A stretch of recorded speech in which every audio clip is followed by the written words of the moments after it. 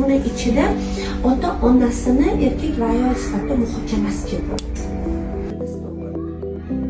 Va mana shunaqa qarama-qarshi his-tuyg'ularni bolaga singdirgan onada erkak kishiga nisbatan uni ong ostida qarama-qarshi hissiyotlar paydo bo'ladi.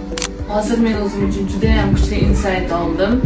Ya'ni takroriy taqdirlar ssenariysini, ildizini tushundim. Har bir dars o'zimga va kasbimga bo'lgan ishonchni oshiryapti.